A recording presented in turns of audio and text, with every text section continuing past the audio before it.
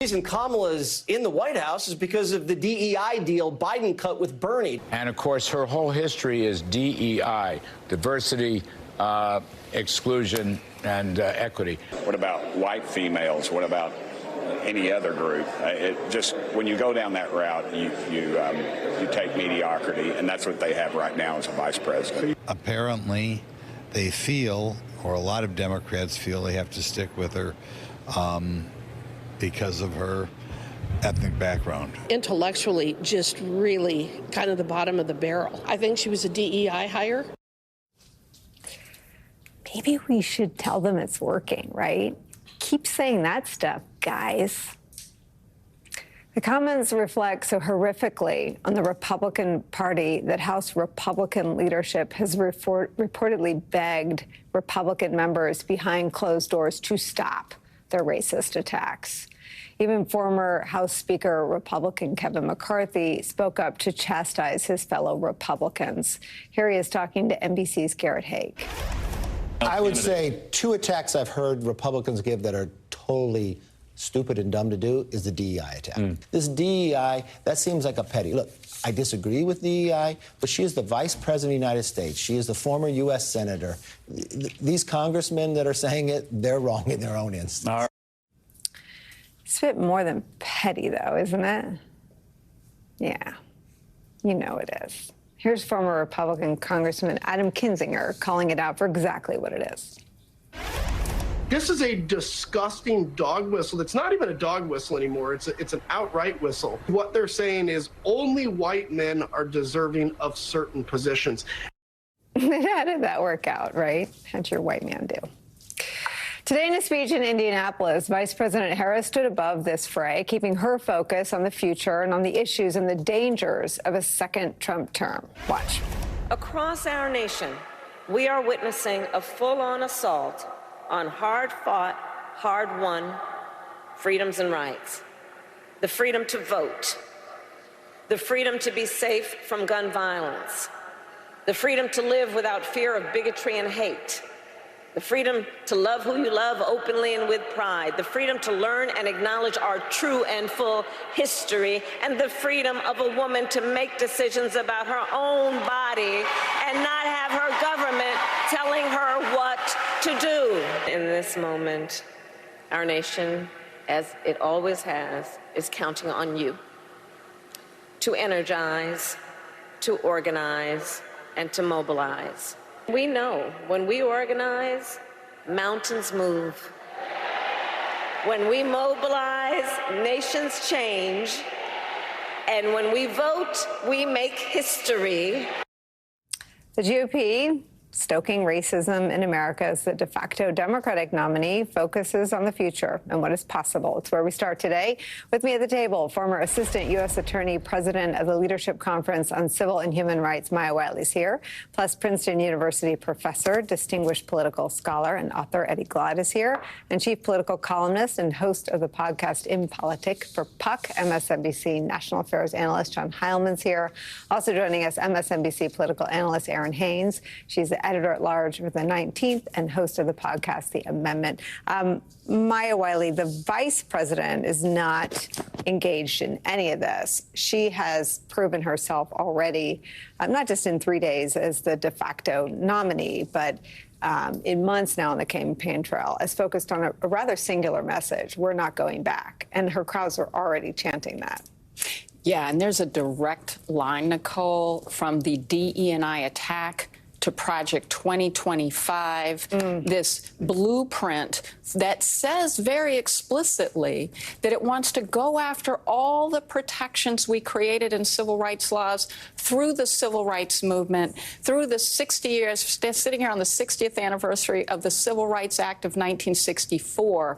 When you hear them say she's a DE&I fill in the blank, in addition to its overt racism and sexism, and I'm going to say it out loud, it is overtly sexist and racist to say that by virtue of the fact that she's a woman and a woman of color, she's not qualified, because that's all they're saying, is exactly the same thing that they've put in the blueprint as the plan for the country, to say we will We will undermine the ability of the federal government to assert, enforce, and protect us from employment discrimination, that we will try to close and shutter the Department of Education if we can.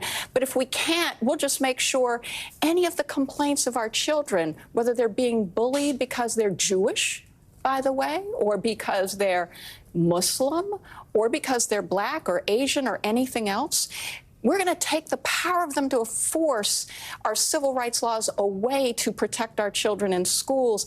That is what was in the Civil Rights Act of 1964. This messaging is explicit in that project, and what Kamala Harris is doing, both as a vice president, because I've been with her when she has made these statements as a vice president as a matter of policy, and what she's explaining to the American public is we have a choice for the future, and it's either to be in the future or it's to go back to the dark ages. And I think she's making it plain and clear. I mean, the only fight that's sort of underway is on the right? You got Kevin McCarthy and Adam Kinzinger, two Republicans, scolding Republicans, voices on the right, making this attack. Not only, I would guess, because it's immoral, but because it stinks as a political line of attack. Yeah, I don't think they can do it, though. The toothpaste is out of that tube. Yeah. I mean, the entire MAGA movement is predicated on this not even dog whistle, on this grievance, on this sense of hatred. The sense of the demographic shifts in the country, that the browning of America, the idea that big government has put its thumb on the scale such that these folk can jump ahead of the line, the very ways in which merit is being deployed in order to, shall we say that someone like me shouldn't be at Princeton, for example, because it's precisely because of affirmative action. So all of that has been at the heart of MAGA since he came down the escalator. Mm-hmm. So the idea that somehow we're going to go back to the 90s and the 80s and do dog whistles? No, foghorns. That's all they do is foghorns. I don't know how to say this carefully, but I'd like to say it carefully. But Donald Trump is someone so supremely unqualified. Republican Senator Bob Corker described the West Wing as daycare. His generals took him to a tank to explain. I think they had maps and diagrams and crayons involved. General Kelly, his chief of staff, described him as, quote, the most damaged human being he ever met. And he picked a guy to be his running mate who was his son's pal who's been in the Senate for 15 minutes. Mm-hmm. This seems like a bizarre line of attack. Qualifications? Well, it honestly doesn't seem bizarre to me. It seems to be bizarre to me if we're having this conversation among us. For the vast majority of voters in America, he's been the president of the United States. He's passed the qualification test. He was commander-in-chief for 4 years. All the things you just said are true. I'm not advocating for them. I'm saying you look at this electorate, 7% roughly of undecided voters out there. You're not going to win a quality. You can attack Trump's character. You can attack his fitness. You can attack his morals. You can attack his accordance with the law. You're not going to win an argument by trying to attacking Trump on qualifications. For most Americans, he was president. That matter's been settled. With her, I do think, and this goes to the thing about what's actually old about this is it's a tool that Republicans have had in their bag for a long time. Mm-hmm. And Maya said the thing that's most on point about this. This is an effort to disqualify her. It is a racist attempt to disqualify her. It's a misogynist attempt to disqualify her. But disqualification is the objective. You go back to 1995, 1996, the Clinton campaign defined Bob Dole, who was a person that had been in the Senate for a million years already in 1996. They defined him as being old and out of step with America. Your campaign in 2004 with John Kerry defined Kerry just at the moment when he was. People don't realize how these people are supposedly famous. They're not famous in America. You defined John Kerry as a flip-flopper before he was against it. All the things you guys did. The Obama campaign in 2011, in early 2012, defined Mitt Romney, rich guy out of touch, doesn't care about people like you. They have a window, the Republican campaign, a very narrow window. That's part of the whole newness of this, 4 weeks. And their goal is to define her as unqualified. And for this Republican Party that has lived in the world of racial dog whistles or foghorns for a long time, the tool in their bag, they're going to reach for that tool. They don't have another tool. But what's weird about it is that it is so out of step with where America is now. That the question of I have no doubt Adam Kinzinger is making a different argument about why it's inappropriate than Kevin McCarthy is. Kevin McCarthy in this case is making an argument of efficacy. And he's basically saying, guys, this argument feels like we are not in Willie Horton. It's not 1988 anymore. It's not 1998 anymore. It's 2024. The argument in a world of women in the workforce, in a world of a brown America, where you have people who are qualified, the DEI, most people don't know what that is in America. To the extent that they know, they probably have someone in their family who's been part of those programs. They're so systematized that to sort of say, you're unqualified and use that as an epithet is just beyond its racism and misogyny, is also just going to fail as a disqualification mechanism, because too many people look at people who have benefited from diversity programs and from affirmative action and other things and say, well, those people are perfectly qualified. You know, they do their job well. Let me use your own logic. She's the vice president. I mean, she's also qualified. I think that, well, there's a lot of things to say about that, obviously, but I do think there's a large gap of knowledge in the country about, I would say this about any vice president, by the way. I think that, you know, at the end of 4 years, how many people in America, besides knowing what Mike Pence did on January 6th, what did Mike Pence do in office? To the average voter, no one has any idea. No one had much of an idea what Al Gore did when he was vice president. People thought certain things about Dick Cheney because he was a slightly different kind of kettle of fish. But that was true of Joe Biden when Obama was vice president. You can make the argument that I am qualified in name, but you're not commander in chief when you're vice president. You are someone who's been appointed. You ran on a ticket, but there's a lot of definitional lack of clarity about any vice president. And because of the fact that it's this narrow window, I just think that they don't have a lot of other clubs in their bag. This is what we're going to see. I again agree it's racist. I agree it's misogynist. But also, I think more importantly, maybe not more importantly, but as importantly, it is unlikely to be effective. And I don't think right now, on the basis of what I'm hearing from people who are out in the field right now, that are measuring already the effectiveness, the traction that these techniques are having, it is not cutting ice right now with voters. So far. The other thing, Aaron, is that all she has to do is open her mouth, and her political talents alone, forget the people that don't know what a vice president does. And I'm not sure watching President Biden go from being a vice president to a president. The whole country knows who Mike Pence is. The right hates him for not carrying out the coup, and the left looked at him differently after he refused to finish. I mean, I think we're in a moment where people are sort of aware of what and who a vice president is and does. But the minute they see her, and the minute she opens her mouth, and the minute if you hear one thing from her speeches, it's future past. Future past. We haven't had a candidate making that kind of contrast since President Barack Obama. Yeah, and I mean, you're seeing Vice President Kamala Harris already starting to define herself. And how is she doing that? She's defining herself as somebody who is ready to make the case against a second Trump presidency, casting him as a criminal and a threat to our democracy. She's owning her own story. That is happening, you know, as Republicans are resorting to, you know, that kind of familiar playbook that John mentioned, where, and especially for former President Trump, who, you know, attacks women by calling them dishonest, questioning their intelligence, commenting on their looks. You know, in some of our latest reporting for the 19th, we're already talking about the racist and misogynist disinformation that's already targeting Harris, and we're just a few days into her campaign, right? Like, it's a train that's never late. During the primary, Trump called Nikki Haley, you know, former governor and UN ambassador, a bird brain. Hillary Clinton was crooked, right? He's maligned Fani Willis and Tish James, black women prosecutors like Kamala Harris, right?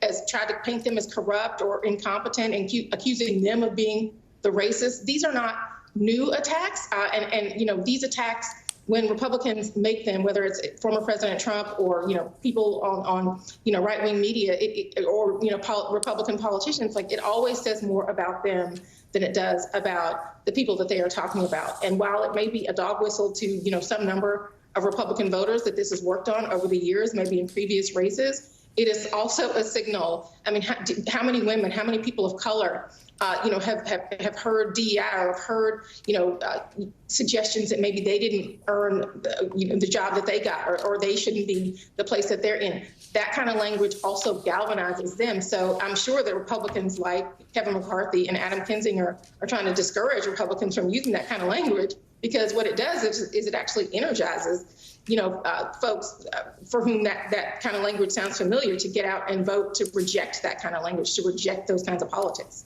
Yeah, I mean, and let me just follow on sort of John's thread about McCarthy's beef with it, because it is distinct from Kinzinger. And Adam Kinzinger had endorsed President Biden. He's been on some of the calls since Vice President Kamala Harris became the de facto nominee. He's inside the tent, inside the pro-democracy coalition, calling it out the way he sees it. McCarthy, I agree with John, is calling it out because he doesn't think it's politically effective. Here's a Republican attack on Vice President Kamala Harris. This was sent out by the Republicans. This is the Vice President talking about breaking barriers. So here's the thing about breaking barriers. Breaking barriers does not mean you start on one side of the barrier and you end up on the other side. There's breaking involved. And when you break things, you get cut. And you may bleed. And it is worth it every time. Every time. And so, too, especially the young people here, I say to you, when you walk in those rooms, being the only one that looks like you, the only one with your background, you walk in those rooms, chin up, shoulders back. This is part of what's involved, is that we have to know that sometimes people will open the door for you and leave it open. Sometimes they won't. And then you need to kick that door down. That's the attack on her. Look. Look, the attack on all of us, and what she just spoke, and I'm sitting here wanting to grab Eddie's hand. Aaron, if I could grab your hand, if you were on the set, I'd grab your hand. We have been cut. When she says that, we have lived that cut. We lived that cut as students at Ivy League schools. We lived that cut when we were lawyers standing in front of a judge that said, "Where's the lawyer?" When you're standing there behind the government table as an assistant United States attorney, we know that cut. I was the only black attorney in the civil division when I was there. The only one out of 50. That, what she said, mapped to what you just heard from Aaron, and the 19th has been doing excellent coverage on this. They have been telling us, and I say they because I am talking about a certain group of people, who are victimized by fairness, who are victimized by competition from the competent, and who are upset because they have for so long gotten to be mediocre and rise. So what are and they those of afraid us who have had to be better than mediocre to get cut are so many. And when we saw what happened, look, they just attacked Kamala Harris for being in a black sorority. So I wore my Delta Sigma Theta colors. Joy Reid might wear hers later. The Divine Nine, that's 4 million black votes. When you saw that $81 million in 24 hours, that was over 44,000 black women, many of them Divine Nine. The brothers got together the next night. I'm just telling you, when Aaron said galvanize, exactly right, because John's point, as a point about average voters, is true. But see, their foghorn is what's reminding folks that we are not in the America yet that lives up to its ideals. We haven't been, but we made real progress. And when they are showing us who they are, when they calling us colored, Fox News is talking about colored. Sebastian Gorka called her a woman of colored. That's language nobody uses anymore, and it's not a dog whistle. It's saying we're going to go back to when you were in the back of the bus. And we're going to tell you that we're going to put government resources to ensuring that white men get protected. Well, to the extent that there's a grievance, Let me tell you what the only grievance is. Anybody who says that this country shouldn't be its better angels and that we shouldn't recognize actual qualification in a woman of color, and that they have come for our vote. Yes, and I'm wearing my shirt because we at the Leadership Conference have a campaign called And Still I Vote, because they've also been doing everything in their power because of the browning of America to make it harder for us to vote intentionally. So instead of trying to get our votes, which is exactly what should be happening here, instead they're trying to make white people afraid of us. That is what we fought a civil rights war over and had the second Reconstruction over. And this is what's at stake now. And when she says we won't go back, she's saying, keep on cutting, because we coming. Eddie? I mean, it's difficult to follow what Maya just laid out. It's difficult to follow Maya. Like, right. It's not the sentence there, right? It's true. You know, I was thinking historically about the critique of her laughter. You know, in the early 1900s, they used to have laughing barrels, where we get the phrase, the barrel of laughter from. The laughing barrels were these barrels set in Jim Crow South because there was a sense in which black folks' laughter would interrupt public space. And so Ralph Ellison wrote an essay in 1985 called The Extravagance of Laughter, which is about a joke about a laughing barrel. When you had to laugh, black people had to stick their heads in the barrel, right? The context, the lineage, right? The fact that my dad couldn't go to Princeton and I teach at Princeton. The fact that late Justice Scalia said any black kid who gets into Princeton, they're being set up to fail. Even when we work hard and we get into these spaces, it's not because of merit. So I agree with John talking about trying to disqualify her, but the context of this political move, which is so continuous across modern American politics, the context in this moment is precisely MAGA Trumpism and what motivates it. And when we're honest about it, then we understand the significance and depth of the moral choice we face.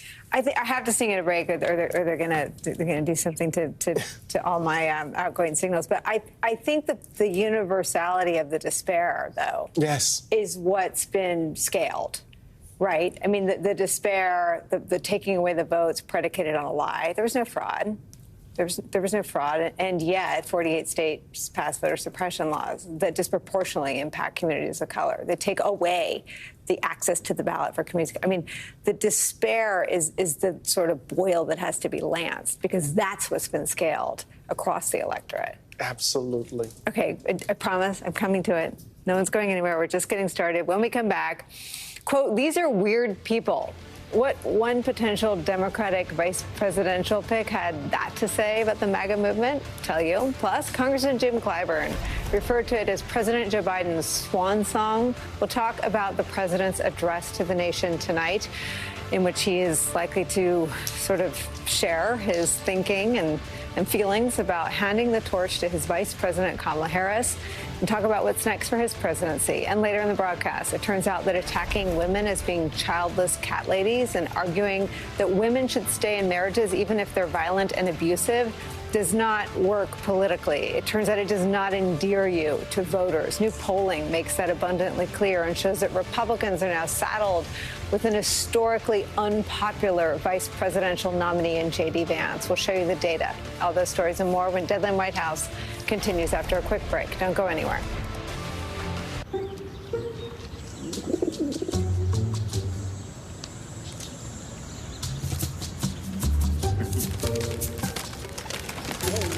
Not every decision you make will be as good as getting a Volkswagen at the Savvy VW Summer Sales Event. 2024 Volkswagen models cost less to maintain than Honda. Get 1.9% APR financing or a $2,500 customer bonus on a new 2024 Tiguan. Every day, dirt and grime settles deep within your tile's grout lines. Stanley Steamer's powerful custom-made equipment removes the dirt you see and the dirt you don't. Your tile and grout isn't clean until it's Stanley Steamer Clean. It's your home cleaner. This summer, snacking just got serious. Introducing new $3 foot-long dippers. The world might not be ready for them. But at $3 a pop, your wallet definitely is. Your shipping manager left to find themselves, leaving you lost. You need to hire. I need Indeed. Indeed you do. Indeed Instant Match instantly delivers quality candidates matching your job description. Visit Indeed.com/hire. Hi, I'm Michael. I've lost 62 pounds on Golo, and I have kept it off. Most of the weight that I gained was strictly in my belly, which is a sign of insulin resistance. But since Golo, that weight has completely gone away, as you can tell. Thanks to Golo and Release, I've got my life and my health back. We've always loved taking care of our home, but last year, Grandpa here broke his arm. We realized some home maintenance jobs aren't worth the risk. That's when we call Leaf Filter to protect our gutters. Leaf Filter's patented filter technology keeps debris out of your gutters for good. They gave us a free inspection, and we had the system installed that week. My only regret is not calling him sooner. Now we can focus on what we really enjoy. Join millions of satisfied homeowners. Call 833-LEAF-FILTER today or visit leaffilter.com. At Care.com, it's easy to get a break, even if you're not on summer vacation. Join millions of families who've trusted us and find caregivers in your area for kids, seniors, pets, and homes. Go to Care.com now to find the care you need this summer. We need a small business loan fast. I got this. Loan cannon! There's a better way to get a fast small business loan. Go to OnDeck.com, and if approved, get your funds as soon as the same day. Your loan is on deck.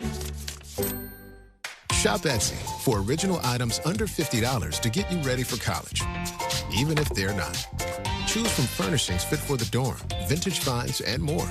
When you want unique items to help you feel at home even when you're away, Etsy has it. Life, diabetes, there's no slowing down. Each day is a unique blend of people to see and things to do. That's why you choose Glucerna to help manage blood sugar response. Uniquely designed with Carb Steady. Glucerna, bring on the day. Saturday, September 7th, Brooklyn, New York. It's MSNBC Live Democracy 2024, our premier live audience event. Maddow, Psaki, Reed, Hayes, Kornacki, and more. Visit msnbc.com/democracy2024 to buy your tickets. Apparently, some people love to talk about the way I laugh. I have my mother's laugh. Oh. And I grew up around a bunch of women in particular who laughed from the belly. Yeah. They laughed. They would sit around the kitchen and drinking their coffee, telling big stories with big laughs. You know, I'm never going to be, that's just, I'm not that person. And I think it's really important for us to remind each other and our younger ones, don't be confined to other people's perception about what this looks like and how you should act in order to be, right? The Vice President, Kamala Harris, somehow in the extraordinary position of having to defend and explain her signature laugh, something that the right is now oddly attacking her over. We're back with Aaron, Maya, Eddie, and John. John? The laughter thing is obviously there's a clear lineage to Hillary Clinton, and there's the cackling, and there's this misogyny to it. But I always, whenever they make this argument, I always stop and think: has anybody ever actually heard Donald Trump laugh? You know, laughter in life is, I mean, this is not a political point, but laughter in life is infectious. You hear some people, often when you see someone laugh or break character on SNL, you catch the bug, right? You start to laugh along with them. It's one of the most important signs of humanity, and I think anybody who you've never seen laugh is probably a sociopath. So, having said that, I just want to come back to kind of pull these two threads together and talk about efficacy again, just about why this DEI argument is a bad argument from the political standpoint. Go back to that 7% that we were talking about before, who are the voters who are going to determine the election. That Biden campaign thinks are going to determine the election, and the Trump campaign understands are going to determine the election. It is a known reality that in the when Joe Biden was still the nominee of the party, that Democrats had a problem with enthusiasm for a long time, and that in that 7% is a disproportionate number of African-American voters, of Hispanic voters, and of young voters this was why the Biden campaign had a theory that they could ultimately make up some of that ground against Donald Trump ultimately on the run. When these constituencies saw the stakes of the election, eventually they would come around Joe Biden. We have now obviously leapfrogged over that. We're in this new world. And this new world is a world where not only is the new nominee a woman of color, but and there's younger and younger, but we're seeing some of the younger, yes, and we're seeing already this kind of some of the Democratic base rallying to her in a way that it just simply had not to Joe Biden in the previous couple of years for a variety of reasons. But this argument that they are making, which is why her framing of future versus past. This argument is an old argument. It sounds old to young people, and it reminds people of color, whether they're brown skin or black skin or whatever, that of all the things that Maya's saying, which what's embedded in that is this notion that they want to take you back. And the argument sounds archaic, and it doesn't sound like 2024 in America. And if there's anything, in addition to an aspirational attachment to Kamala Harris, there's also this negative thing, which is that they're reminding people of how out of step they are with modern America. And I think that's another reason why people who have no moral stake in this fight, but are simply looking at this in a technical, mechanical way, like what is the argument that you want to be making that would, if you were advising the Trump campaign, this is not the argument you want to make with this available crop of voters, of undecided voters. In this moment where Democratic enthusiasm was a problem, you're just driving Democratic enthusiasm. With these available voters, you are reminding them that you are out of step with the country, and they are constituencies that live very much today. They're not living in 2014 or in 1994. And I think that is the reason, again, why Kevin McCarthy, I rarely have ever found myself agreeing with Kevin McCarthy on anything, but you understand what Kevin McCarthy is saying here. The interesting thing about that, of course, is that Kevin McCarthy and Adam Kinzinger are making their arguments for different reasons. They will both fall on deaf ears in the Trump campaign because they think the same thing about Kevin McCarthy and Adam Kinzinger, which is not a positive thing and not a word that I can use on television. Well, by November, we might be using that word. Well, hey, bring it on. Bring it on. That's the kind of election I've been living for a long time. We follow Bill Barr on the language, on the language standards. Aaron Haynes, what I want to ask you to sort of build on is how doubled down. I mean, the Trump campaign slogan is "Make America Great Again." They've conceded the war about the future. Their campaign is about going back to something again. And the other thing is they picked the only 39-year-old in America who's more extreme than Donald Trump. I mean, he's more extreme on abortion. He supports a national abortion ban. He's more committed and wed to the ideas inside Project 2025. He has said out loud things that Donald Trump hasn't said out loud about believing women should stay in marriages even if they are unhappy and violent. They are, to John's sort of technical points, they are wedded to a slogan about going backward, and they are wedded to a vice presidential nominee who's more extreme and dated in his views than even the person at the top of the ticket. Yeah, and I think that's why you're seeing already just in the first few days of Kamala Harris's campaign, the not going back line in the stump speech that is really, really resonating with voters. I mean, they're saying it along with her. They're applauding when she's saying that, because it is a pretty powerful counterweight to Make America Great Again, right? I've been covering the vice president for 4 years since, her entry into national politics. What we are seeing is overall, like a Kamala Harris that is so much more confident, so much more comfortable in her own skin, so much clearer in her message. One of the criticisms of her, her first campaign for president was that there was not a clarity of message. Not going back is such a clear message when you realize that abortion is on the ballot, when you realize that voting rights are on the ballot, when you realize that democracy is literally on the ballot for millions of voters. Like, that is a message that is resonating with people. But, I have to say, I remember that Drew Barrymore clip, the interview that the vice president did with Drew Barrymore, and how she really took something that she had been criticized for a long time, that laughter. And she owned that story. Like, the way that she owned that, it really is, there is a new Kamala Harris, in this campaign than we have seen in previous years. Like, Coming Out to Freedom by Beyonce, like, that's your campaign song. I saw that, and literally I had to write a column about it, because literally, like, that's a choice. It says a lot about the tone, I think, that we can expect to see over the next 100 or so days from her. She is letting this roll off her back. And not only that, Maya had mentioned that call, Win with Black Women, had a call, 44,000 strong Black women on that call, excited about this candidacy, excited about the possibility of Kamala Harris potentially becoming the first woman president of the United States. But also, they understood that there was work to do. And part of that work was going to be defending against the racist and sexist attacks that they knew were going to be coming for this vice president. That call was literally started because of the racist and sexist attacks that you saw in the Veep stakes 4 years ago that produced Kamala Harris as the first woman and woman of color vice president of the United States. So this is a fight that not only Kamala Harris seems ready for, but at least thousands, if not millions, of voters are ready to push back against, not only between now and November, but certainly at the ballot box.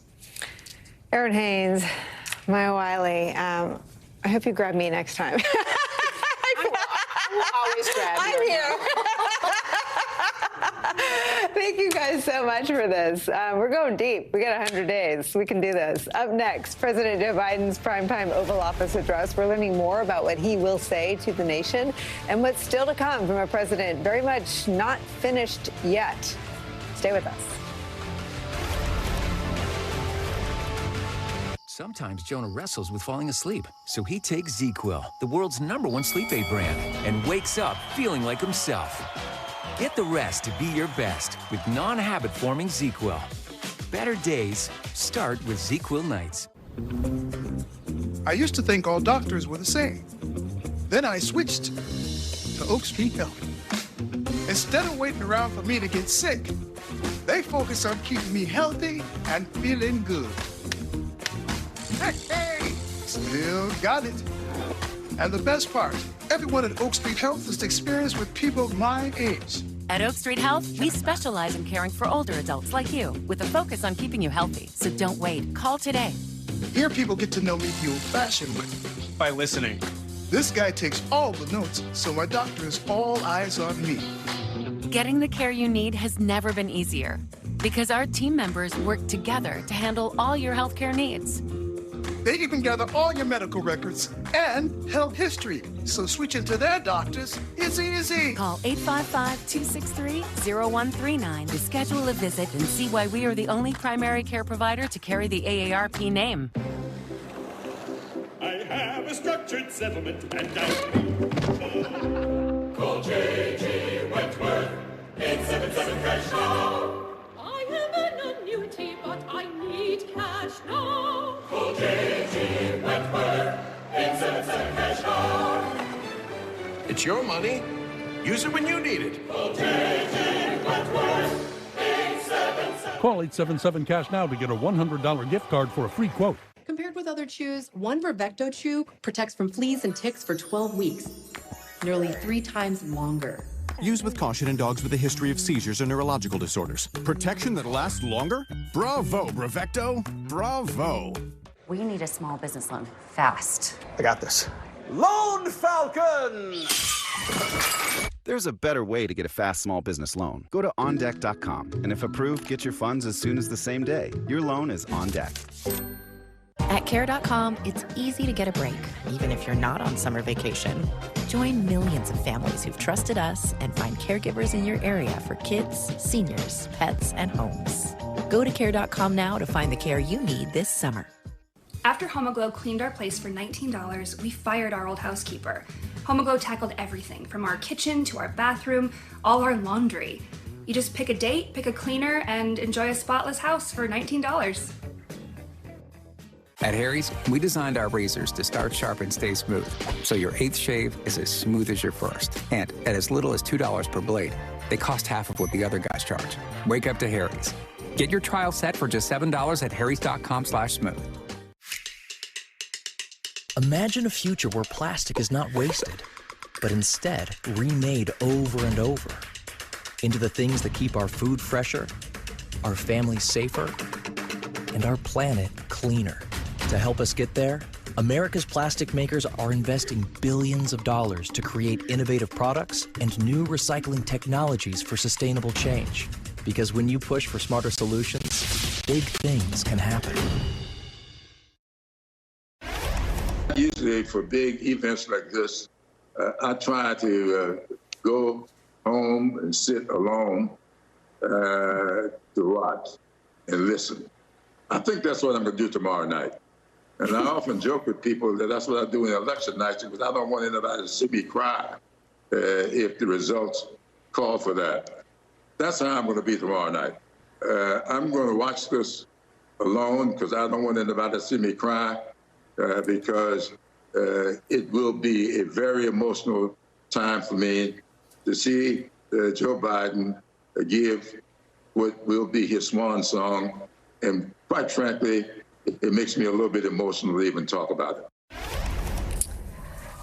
Just put politics aside for a minute. Forget about the polls and the debates and the punditry. Don't panic. They'll all be right here waiting for you when we're done with this conversation.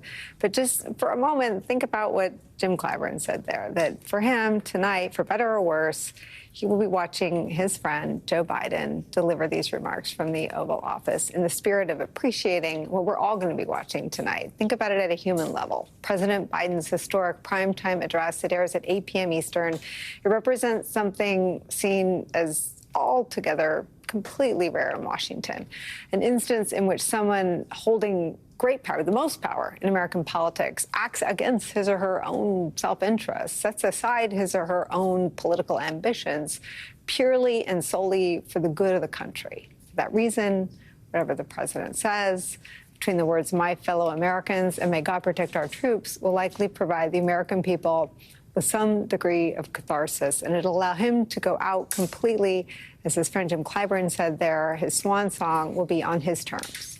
He's also expected to show the country the immediate path forward. We understand that from the Resolute desk in the Oval Office, President Joe Biden, now unburdened by the obligations and rigors of a re-election campaign, will go into detail on how he plans to spend his final months in office as president.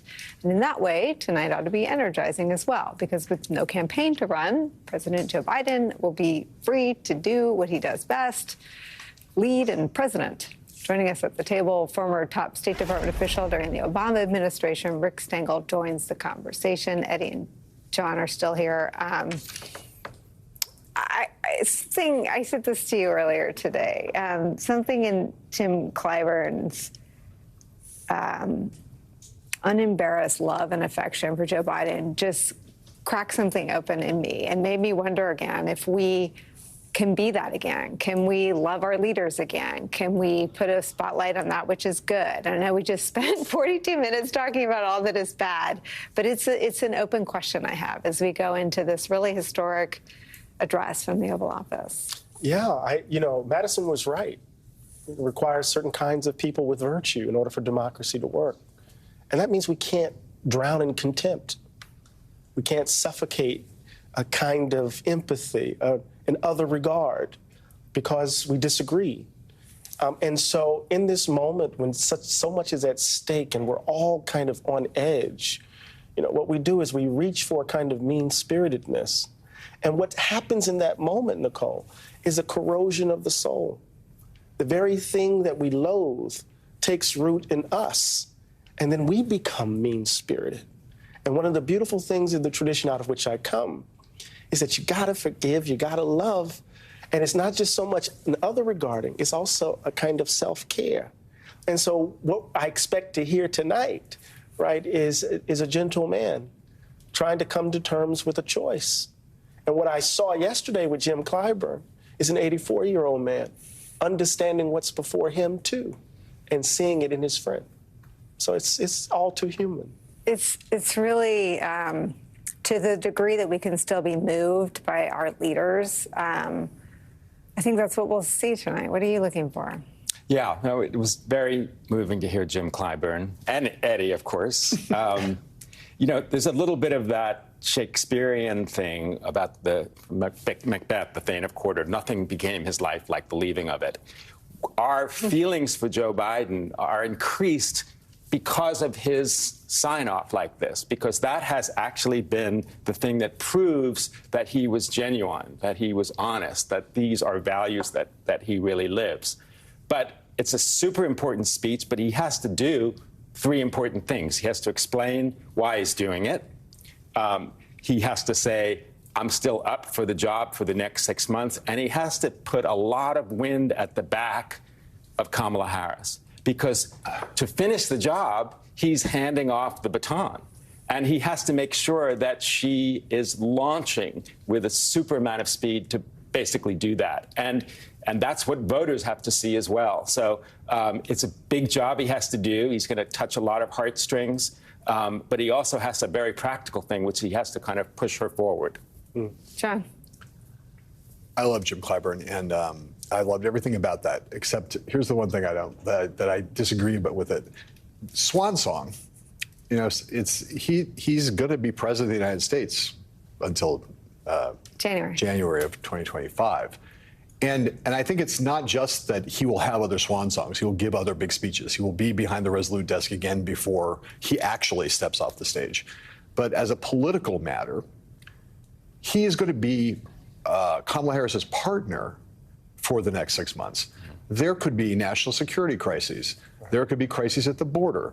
There could be cyber attacks. There could be all manner of things that Joe Biden, as president, will have to deal with that will have a direct impact on her, because she is, for good and bad, things that have been unpopular about the Biden administration, things that have been popular. The Trump campaign will do a very good job of basically saying, of trying to make her own all the things that America hasn't liked about the Biden years. He was not a very popular president. He was going out in his high 30s when he decided to get off the ticket.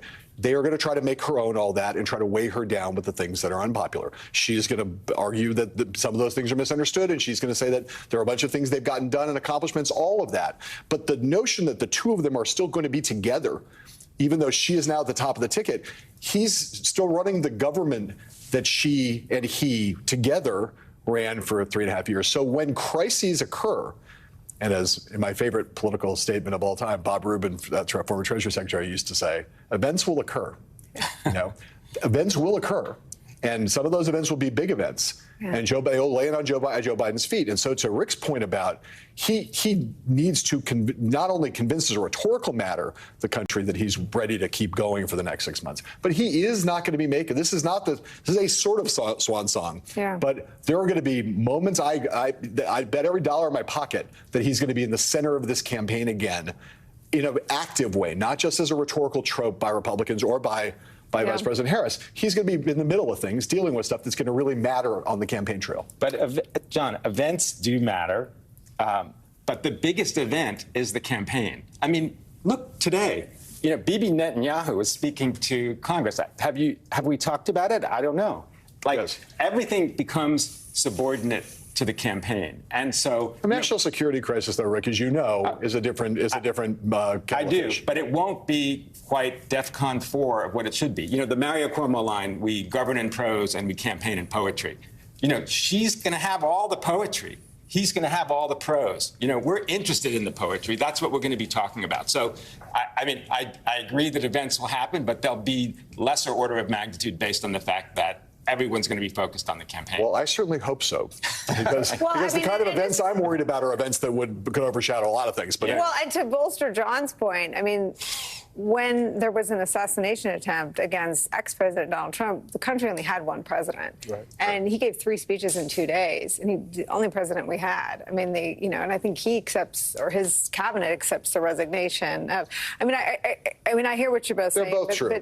But you know, the last 4 weeks we've had, I'm just going to knock on a little bit of wood that it won't continue to be the kind of fall where crises sort of rock us from week to week. But I think they're both going to be on center stage in a really extraordinary way. And that might be some of what we're seeing tonight. All right, we're just taking a break. No one's going anywhere. Okay. To be continued on the other side. 4 years of hard work, 4 years of dedication. Everything comes down to this moment. What a way to start it off. Bring home the gold. That's why you put that guy on that relay. Australia has been unbelievable. The greatest female swimmer of all time. Wow. Welcome back, Simone Biles. She continues to amaze us every single time she competes.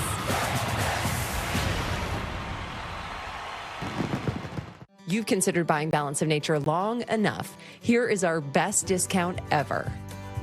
Get 50% off your first set when you order as a preferred customer and use discount code LOVE. This offer is being extended. The promise of America is freedom, equality. But right now, those pillars of our democracy are fragile, and our rights are under attack. Reproductive rights, voting rights, the right to make your own choices and have your voice heard.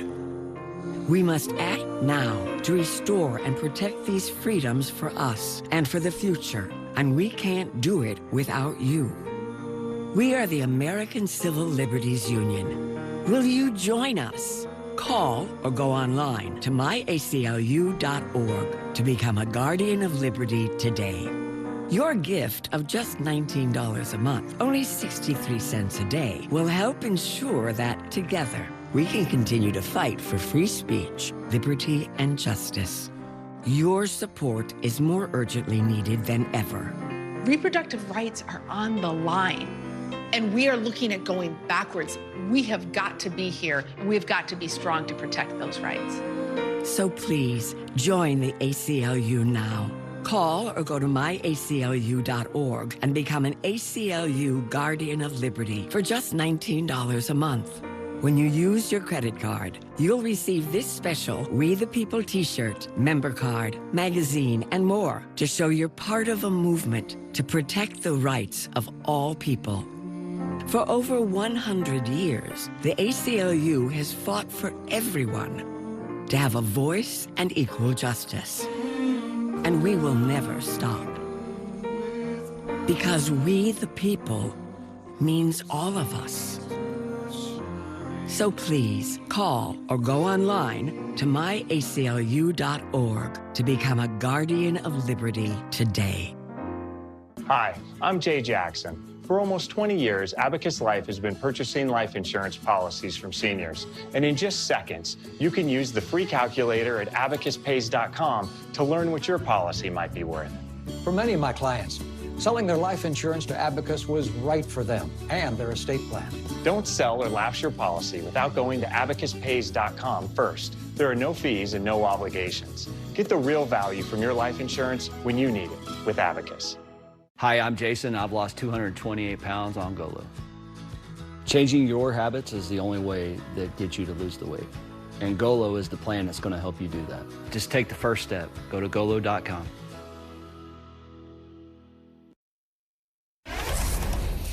To platform the conversation we're having in the break, because they're always the best ones. I mean, the speed of the news cycles is a marvel. It is new. We had an assassination attempt on the presumptive Republican nominee, ex-President Donald Trump. We had the resignation of the head of the Secret Service. We had a debate that changed the shape of the race. We had Joe Biden jump out of the race. We had Kamala Harris jump into the race. Yeah. We had the Democratic Party consolidate around her in a matter of hours, not days or weeks. What does the speed of the news cycles portend for the next 106 days? Well, it's just hard to reckon with. I mean, it's exponentially faster than it's ever been, in part because of social media. And I would argue, as per John and my discussion during the break, I mean, what Trump does is he speeds it up. I mean, more than any other political figure, he's kind of sui generis in that way that it's like he has the attention span of a goldfish, and that creates the news cycle of a kind of a goldfish attention span. And that doesn't serve the Democrats very well. It doesn't serve the culture very well. It doesn't serve democracy very well. And so I think, you know, we're sitting here on whatever date it is. I mean, you know, 3 weeks from now, we'll look back at this as like, that was a century ago. We'll be like, Biden was running. To the point, though, about the speed of the news cycles, he now can't pause them when he wants to, because he had a moment at his convention, and I watched all 111 minutes of his speech. Whatever people thought of it, good, bad, or indifferent, the moment was washed away by Sunday at 1:46 Oh, p.m. absolutely. Rick hit it dead on the head. I think what it does, it foregrounds spectacle and performance as opposed to substantive deliberation. So the speed of the news cycle speaks volumes about the role of the Fourth Estate in our democracy. And if we're moving so fast, so quickly, where the citizenry can't settle down and think so that they can deliberate with each other, oh my God, then it's just spectacle and performance, quick surface reading, right? You don't clickbait.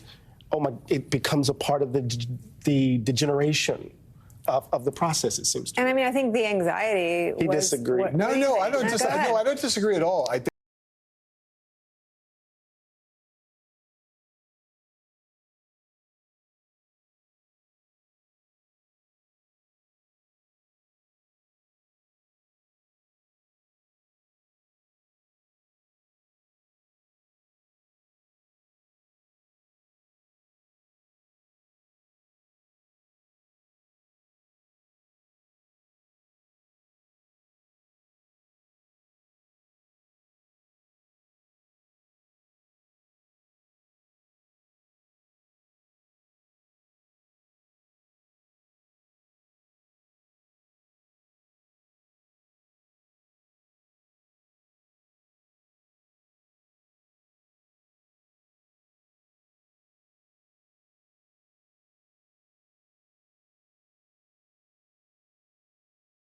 also have to cover the next extraordinary event. Exactly. You can do two things at once. We have 2 hours. We try to do that.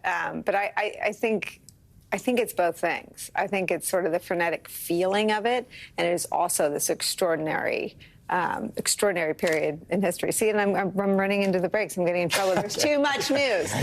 Rick Stengel, John Hellman, thank you for spending time with us. Eddie sticks around even longer. Tune into MSNBC this evening for complete coverage of what we've been talking about. President Joe Biden's address to the nation. I'll be joined by my colleague Joy Reid and all of our primetime friends. That starts at 7 p.m. Eastern right here. Up next for us, new bombshell revelations from a member of Donald Trump's own family, exposing the cruelty and racism he's long harbored. We'll talk more about that when Deadline White House continues after a quick break. Don't go anywhere.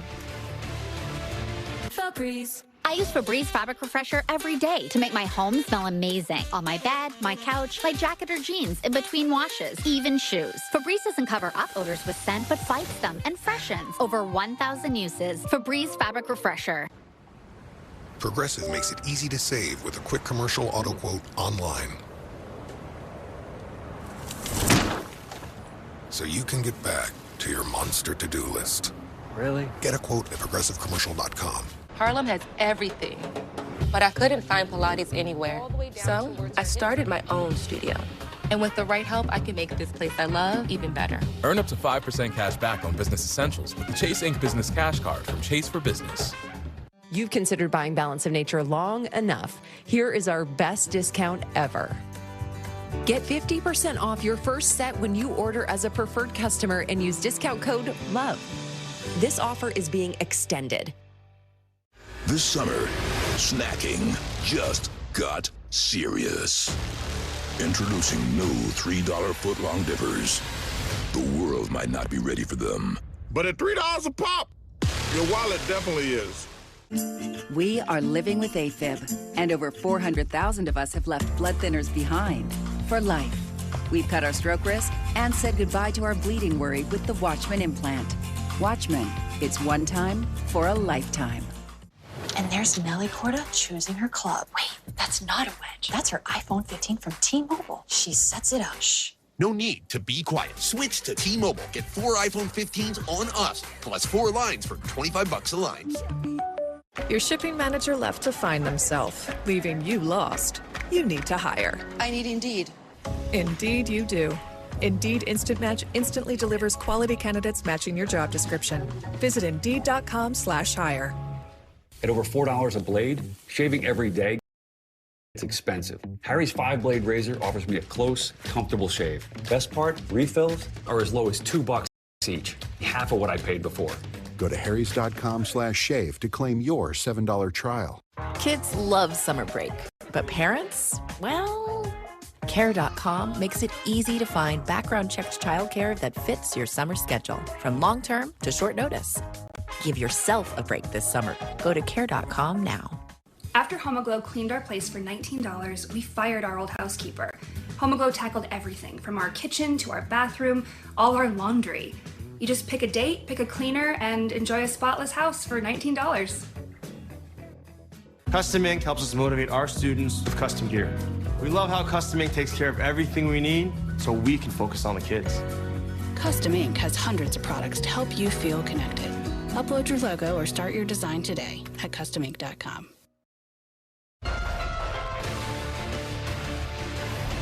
Americans are being squeezed out of the labor force and their jobs are taken. 107% of those jobs are taken by illegal aliens. My work taught me that there is still so much talent and grit in the American heartland. There really is. But for these places to thrive, my friends, we need a leader who fights for the people who built this country. Hi again, everyone. It's 5 o'clock in New York. The speeches happened just 6 and 7 days ago. Feels like about 111, right? But they feel and look and sound like they took place in another world. And politically speaking, they did. The political world in which we now live is wholly different from the one in which those speeches were written and crafted